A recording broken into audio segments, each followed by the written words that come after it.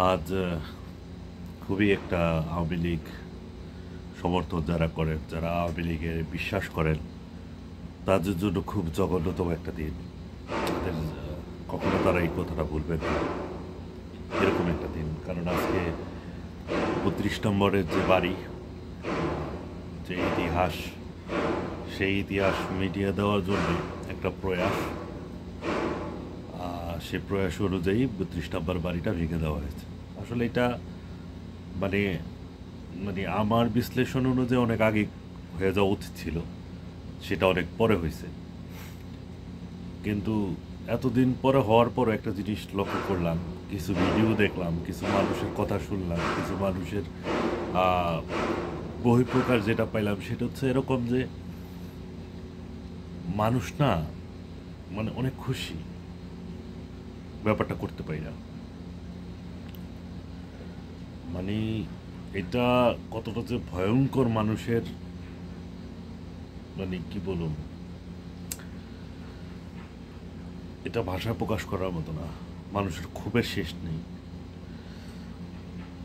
কারণ বিগত আমি বলবো 10টা বছর যতটা নিপীড়ন মানে যেরকমভাবে শোষণ চলছে বাংলাদেশে এক প্রকার, সেই শোষণের বিরুদ্ধে এই ছাত্র সমাজের যে যে উত্থান, ছাত্র সমাজের যেই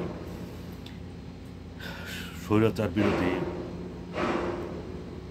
যে সফলতা, আজকে স্বৈরাচার উত্থানের পেছনে যে বড় সফলতা,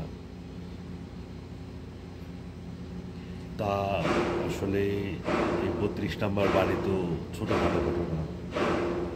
এখন পর্যন্ত যে আওয়ামী লীগ নামের যেই একটা দল বা সংগঠন,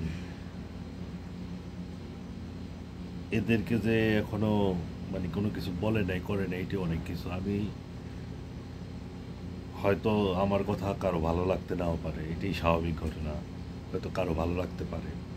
কিন্তু একটা কথা আমি শেয়ার করতে চাচ্ছি, সেটা হচ্ছে যে এখন বর্তমানে না, যারা আওয়ামী লীগ সমর্থন করেন অথবা আওয়ামী লীগের এখনও চিন্তা ভাবনা করেন যে আওয়ামী লীগই শেষ, আওয়ামী লীগই শুরু, তাদেরকে বলবো একটু চুপ থাকেন। এটা আপনার জন্য মঙ্গল, আপনার ভবিষ্যতের জন্য মঙ্গল। কারণ মানুষের ক্ষোভটা এখনো শেষ হয় নাই। 6 মাস পরও দেখেন একই অবস্থা। তো আর শেখ হাসিনা তো শেখ হাসিনাই, উনি তো পলায় গেছে।